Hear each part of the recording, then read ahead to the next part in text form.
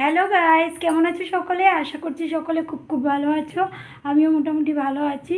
তো দুদিন পর আরও একটা ব্লগ ভিডিও নিয়ে তোমাদের সামনে চলে এলাম। তো ব্লগ ভিডিওটা হলো, তোমরা অনেকেই বলছিলে দিদি তুমি পুজো শপিং করে নিয়েছো নি, কী কিনেছো। তো আমি কিছুটা জিনিস তোমাদের সাথে শেয়ার করতে চাই। কি কিনলাম, কসমেটিকগুলো।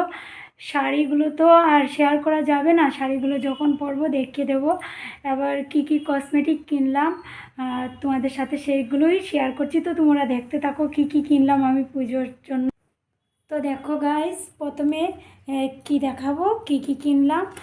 দেখো, আমি যেহেতু খয়েরি কালারের মানে মেরুন কালারের আমি সিঁদুর পরি।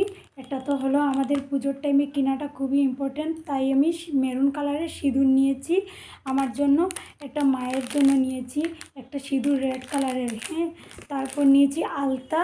এবারের আলতাগুলো কিন্তু অন্য সিস্টেমে এসেছে। দেখো, তুড়ি আর বানাতে হয় না, এক্সট্রা মানে কীরকম টাইপের এসেছে আমি দেখাই তোমাদেরকে। এই যে দেখো, এটা দিয়েই তুড়ি মানে এটা দিয়েই আলতা পরে নিতে পারবে।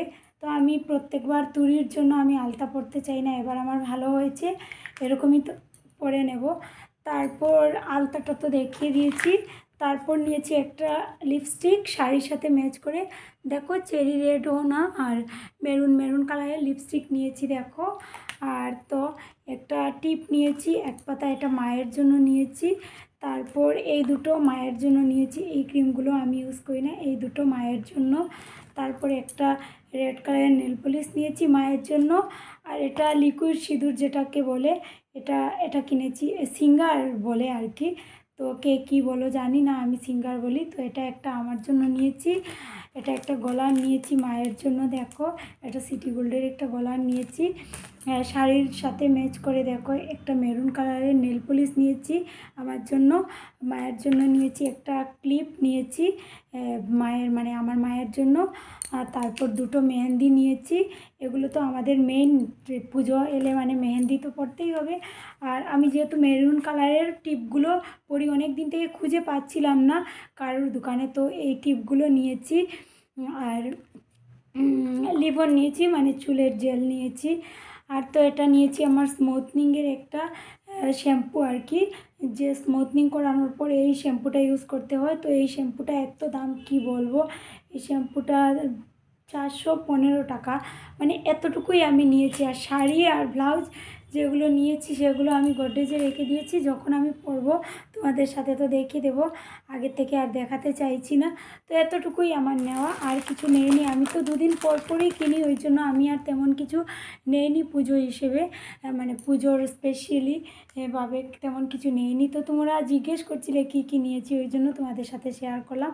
আর বড় ভিডিও তো কদিন থেকে শেয়ার করতে পারছি না, ওই জন্য ভাবলাম তো এগুলো নিয়েই একটা ভিডিও করি। এতটুকুই। তোমরা কে কিনলে একটু জানিও, আমার তো দেখা হয়ে গেল কি কিনলাম।